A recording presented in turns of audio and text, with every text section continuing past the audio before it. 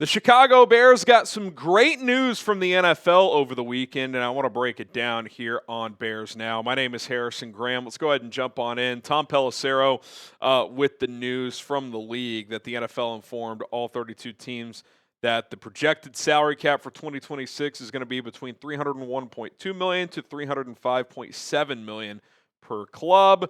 That would represent another significant jump from this year's $279.2 million cap number, and nearly $100 million more than the $208.2 million cap in 2022, which is crazy to think about. It's jumped $100 million in just 4 seasons.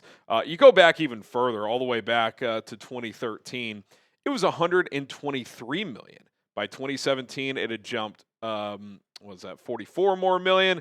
By 2022, it jumped another 40 million, and it really would have gone up if it wasn't for the COVID dip. After the 2020 season, it dropped 16 million. But here we are, over $300 million in projected cap space, a minimum of $301.2 million, probably somewhere in that 303, 304 range. It's remarkable to see how popular the NFL continues to be, and is expanding over time. It's the NFL is king. Business has never been better. There's a reason, these streaming services that the NFL is willingly putting these games over there, because when Netflix says, hey, we'll give you $150 million for 2 games on Christmas, that's a pretty easy decision for the NFL. And it can be a little annoying for the customer, but, the NFL is a business at the end of the day. And the good news for us as fans, as media, etc., more cap space, more aggressiveness your teams can be in the offseason, which we'll talk about on today's show as well.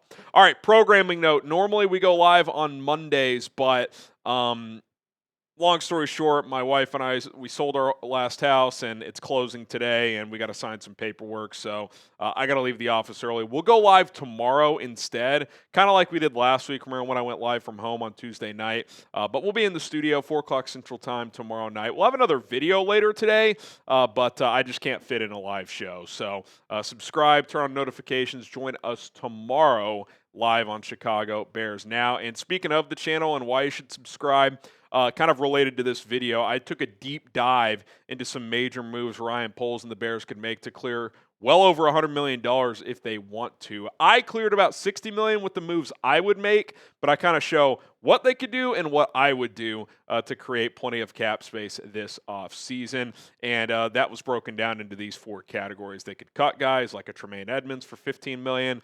They could restructure several players. I outlined 10 guys. There's a few more, too, if they really wanted to.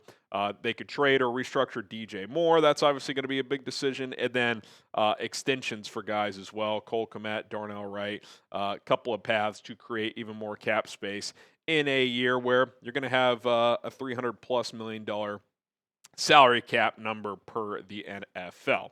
The point is the Bears, even though their projected cap number right now is like negative $10 million, they have a ton of cap flexibility. Don't freak out at that number. They are not in cap hell like Packers fans want to say on Twitter. The way they've structured these contracts, they have a lot of flexibility, both this year and next year, because next year guys like Grady Jarrett, Dio Dengbo, they can get out of those contracts pretty darn easy. So here's the question. How aggressive do the Bears want to be this year? Because for the first time in the Ryan Poles era, they're coming off a great year. They won 11 games, won a playoff game, won the division, and the arrow is seemingly pointing up for this football team under Ben Johnson with Caleb Williams at quarterback, a lot of young talent on both sides of the ball, especially offensively. So is this the offseason where the Bears get uber aggressive? Obviously, they've got some roster needs. They got to get better all along the defensive line.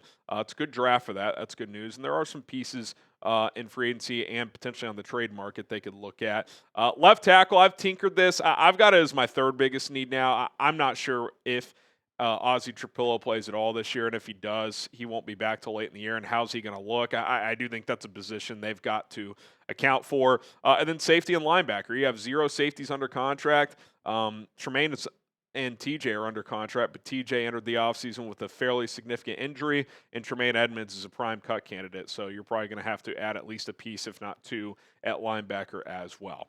So coming up, I'll take a look at some aggressive moves that the Bears could make this offseason, given this news of the cap increase and the flexibility of the Bears overall. But first, Guys, February is here, which means Valentine's Day is around the corner. Don't get caught waiting until the last minute to get your significant other some gear. We got some married into this sweatshirts and t-shirts available. Chatsports.com/BearsVDay. The t-shirts are $30, $29.99, and the sweatshirts are $44.99. The sweatshirts are unisex, by the way. Fellas can wear them as well. You know, you might be married to the game, so if you want to get that for yourself, but if you're married or have a deep partnership going on, etc., and any ladies watching this, man, maybe you swooned in your fella into being a Bears fan. That's totally possible as well. Chatsports.com/BearsVDay. Get the gear today and rock and roll with us. Okay, Bears aggressive moves. Blockbuster trades. If Chicago wants to make a big trade, they can do that. We've talked about a couple of these guys. Myles Garrett, which there was a report over the weekend out of Cleveland that even if he were to request a trade, they're not going to move him. So that one certainly seems like a long shot, especially after he got paid last offseason. Maxx Crosby, I think he's one to watch. We'll see how he feels about the Clint Kubiak hire. There's obviously some excitement in Vegas around that one. That can become official in a week. Danielle Hunter, I wonder about, just given the fact that they're going to have to pay Will Anderson Jr. They got decisions on C.J. Stroud. Do they pay him? Do they wait? We'll see. Jeffrey Simmons, Dexter Lawrence. It sounds like Simmons is pretty excited to play under Robert Saleh, so that one's probably unlikely. Lawrence is coming off a down year. Would the Giants consider trading him? Maybe. I'm not sure. I do think the Bears will sniff around. They will obviously sniff around at all levels, like big-time talents like a Maxx Crosby or Myles Garrett, more reasonable trades out there, free agents, and then, of course, the draft as well. So at minimum, the Bears are going to look around, and if a trade is on the table that they feel comfortable with, they have the cap flexibility to go and get that player. Of course, they could sign Trey Hendrickson, who is expected to be the prime free agent pass rusher, even if it is more of a short-term deal, probably more of a 1 to 2 year type of contract. Pro Football Focus projected him 1 year, $21 million. I'm going to talk about that more on a different video because that seems very reasonable to me.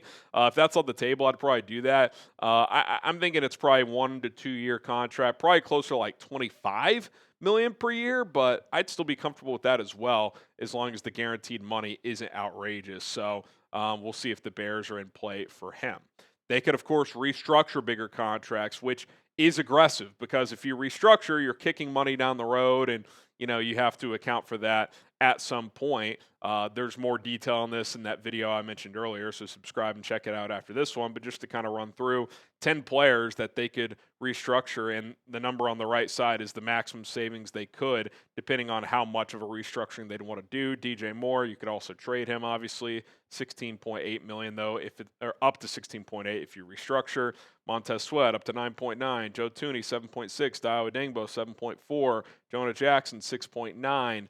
Jalen Johnson 6.9, so on and so forth, all the way down to Cole Kmet. If there are players you want to get out of after this year, though, you wouldn't want to restructure. Like Dio Adengbo, I would not restructure him. Why?